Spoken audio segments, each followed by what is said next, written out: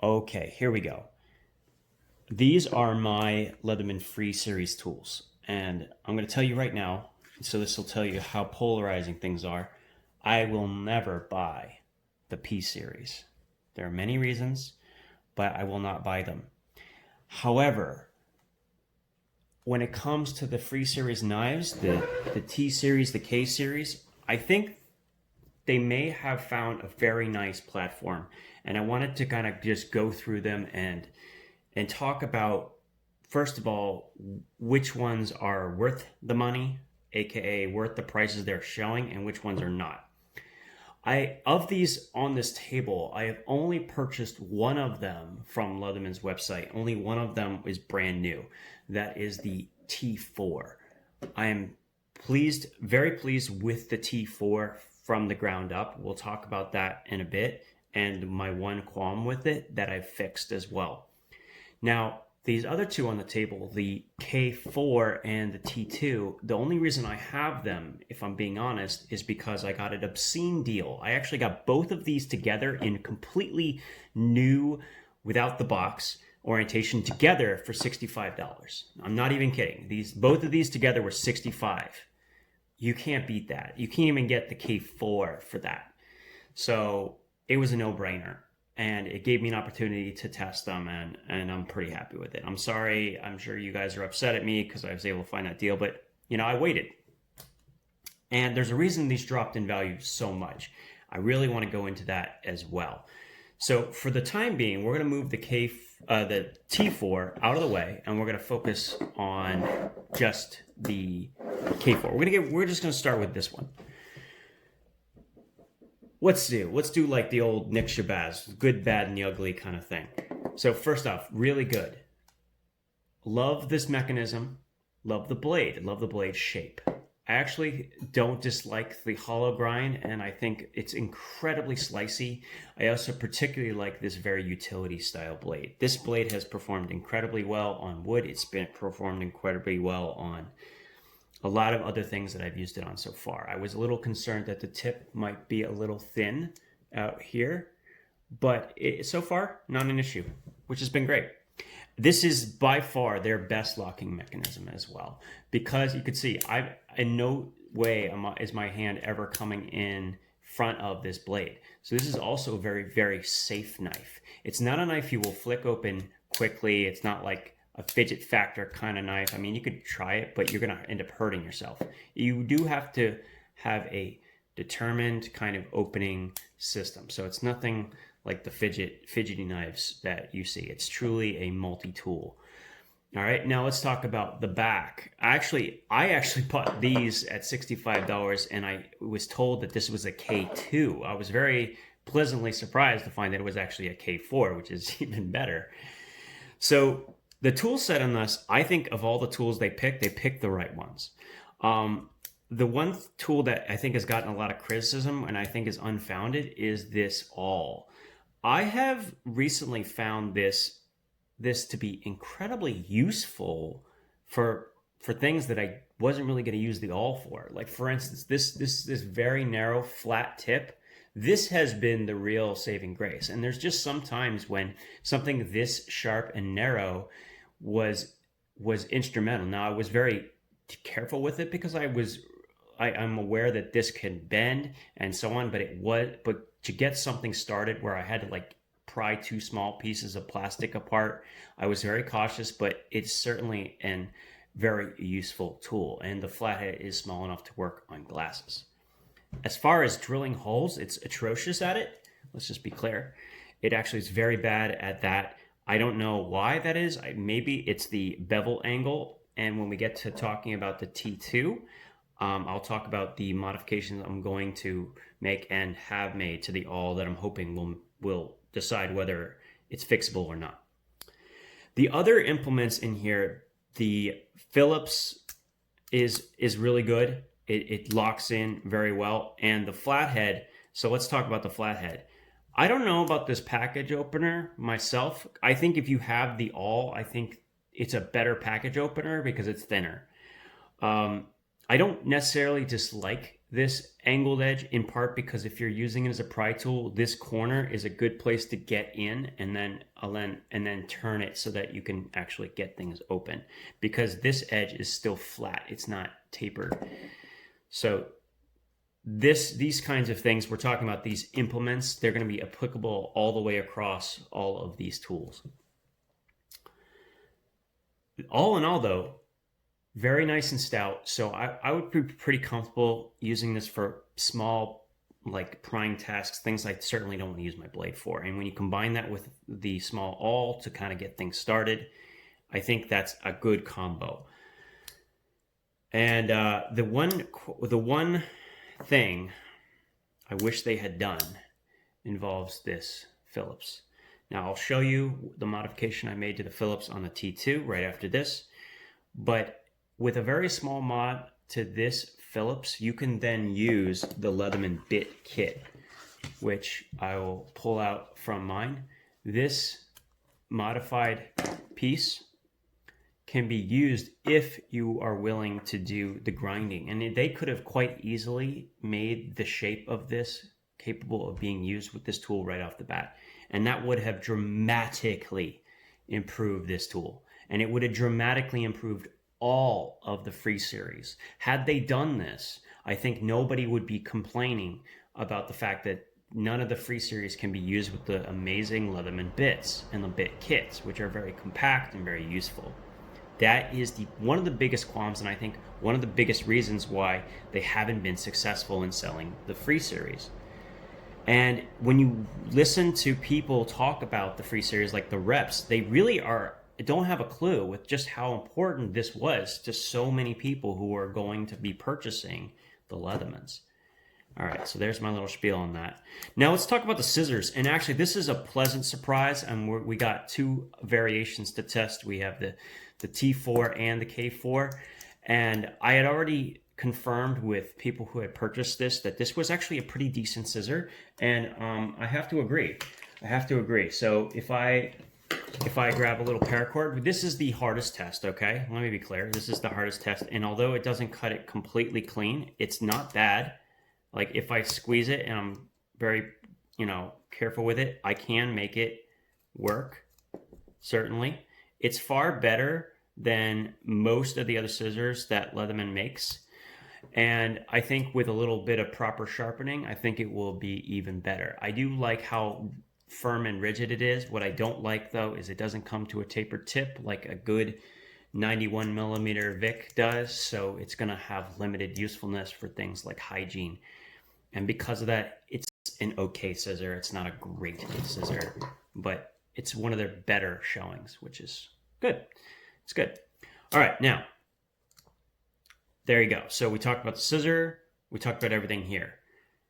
Now, let's talk about the shittiness of one very important thing, and that is the pocket clip. The pocket clip has been an absolute just thorn in Leatherman's eye. They have completely muddled this entirely. They wanted people to pay $10 additional on top of normal tools to get these pocket clips, which should have been included. This little 50-cent piece of metal should have been everywhere. It should have been just anyway.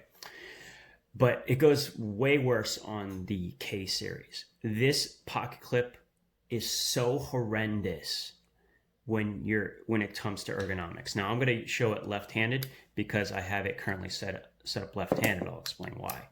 If I have this and I'm gripping it with the pocket clip in, which is usually what happens.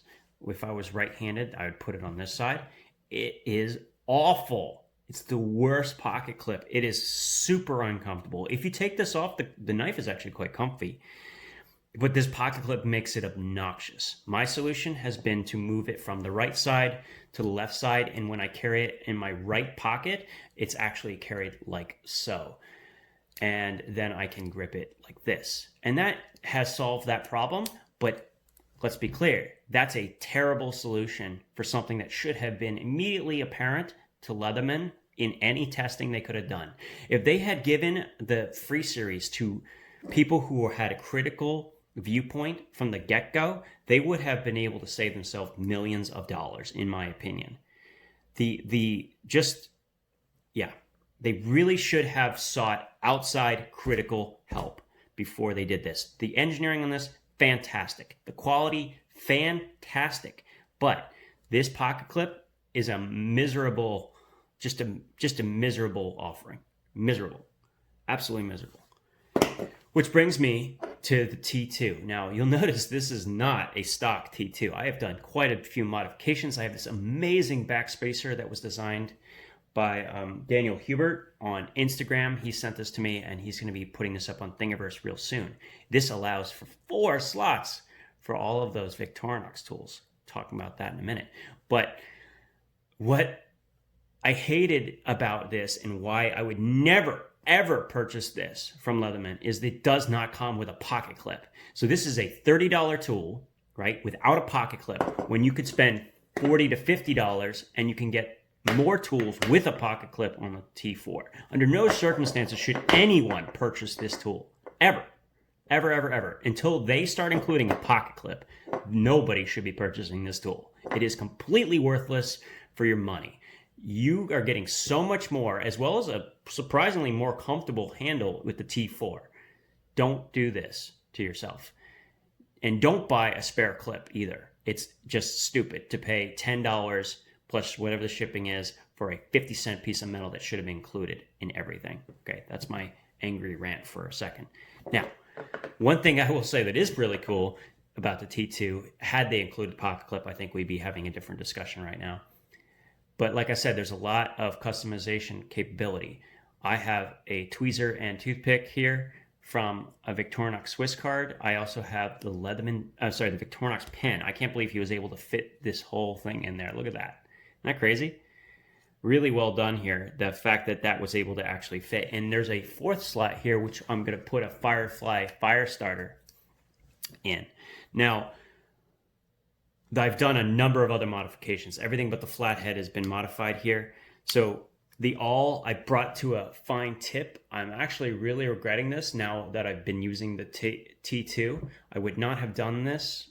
So don't do this yourself. This doesn't actually improve. It did not improve the drilling power whatsoever, which surprised me. I would have expected the sharper tip to help, but that's not the issue. Probably it's the angled edge. So what I'm going to probably do is take this down to a 35-degree angle, which will make it much sharper, and we'll test it. It's a good test since I've already sort of messed this one up. And if that's the case, then what I'll do is I will modify the awl on both the T4 and the K4. Not recommended to point it out. That flathead, that small flathead, turned out to be very, very useful. Now, the other thing I want to talk about is these Phillips. Now, I didn't have to file all the way down like I've done here, but certainly I could have. I did it. It does work, and this is what I wanted to show. So here is the bit exchanger, which has been around for a while, and you can see it actually fits diagonally into this slot. And it is very secure. So now what I have is I have an inline bit exchanger that uses all of the Leatherman bits. So I could get this little kit and then I'd be ready to rock and roll, which is exactly what I'm doing with this. Now, let's talk about the blade and its deployment. One of the problems with the T series is the difficulty in which it takes to extend this blade. What I've done with this particular one is I've actually ground it down. Unfortunately, with the T, if you're going to do this backspacer, that's kind of a necessity because you need to keep both of these springs, I believe. But if you have, and I'll show in a second with the modification to the T4, if you don't, you can remove this second spring, this little piece right here, put a washer in instead, and it will dramatically reduce the amount of effort it takes to open this blade. But is that going to hurt it? No, because believe it or not, most of the detent related to this blade has to do with the magnet. It comes in contact right here on this flax section with the magnet, which holds the tool in. These smaller tools have none of they don't interact with the spring whatsoever. They are completely shaped in such a way that they basically ignore the springs and they're not coming out, right? The reason is because of that magnet. So the same thing is true for this blade, and it's completely unnecessary to have these extra springs and to have it be as hard as it is.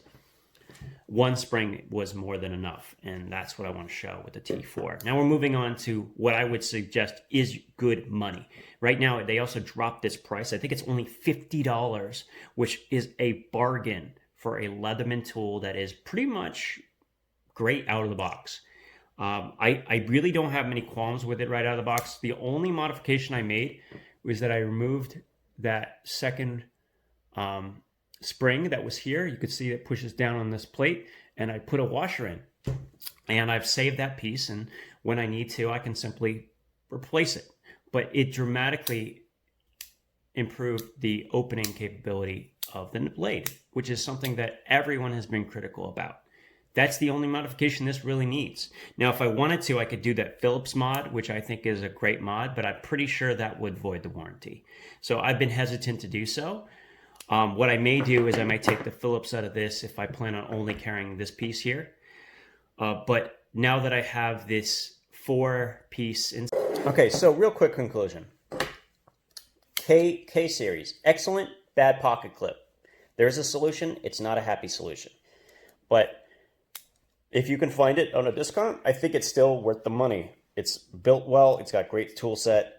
And I think a lot of people are going to enjoy it. The one that is a guaranteed good investment is the T4, especially the fact that it is now $50 instead of $60, and further exacerbates the fact that this is completely not worth the money. So yes, absolutely the way to go. If you're going to purchase a free series tool, this one may make you more happier than the other tools. And like I said, if you're having issues with the blade, simply replace the second spring with a washer and you will enjoy it even more. But even without it, it's still very useful. So that ended up being quite a long video, but I don't know how else it was going to end because I was covering so many different things. The Leatherman warranty is worth a lot of the price. I would say that you have to subtract about 25% of the actual price of the tool to really understand what it's actually being charged for. Because when if something happens and you turn it in, the warranty is worth at least a fourth of the value. And that's true of all of tools. If you're really comparing any other tool, any other manufacturer to Leatherman, you have to subtract 25% of its value. And that gives you a real apples to apples comparison, because that's how good the Leatherman warranty is. And even though I'm very, very critical of Leatherman, I will continue to buy them over and over again as long as their warranty still exists and that their warranty is as no questions asked as it is. If they start hassling people, trust me, I won't be buying Leatherman for that much longer. But because of their incredible warranty, I continue to recommend them. I think it's a great investment, specifically the T4. And the K4 is decent, but like I said, you're going to have that fundamental problem with the pocket clip. So if you're willing to do like what I did, which is you put it on the opposite side so it's more comfortable, that's a great solution. And actually I was going to sell this up until I decided to do that. So now that I have, I'm actually pretty happy with it and it's comfortable to use. There you go. I hope that was helpful. If you plan on modifying your tool, like let's say you get a T2 inexpensively, which is very easy to do. I think you can buy them on Amazon for between $20 and $30. Yeah, they're cheap because nobody's buying them. Yeah, I think that you could that Phillips mod especially would be very, very useful. And even if that's the only mod you do, it makes it much more usable. It makes it much more usable and certainly more modular, which I'm all about. If you've watched my Instagram, you'll know I love me some modular stuff. Anyway, hope you enjoy this. Sorry about the rant, but I didn't know how else to get it all into one shot. So have a good one, guys, and come back later.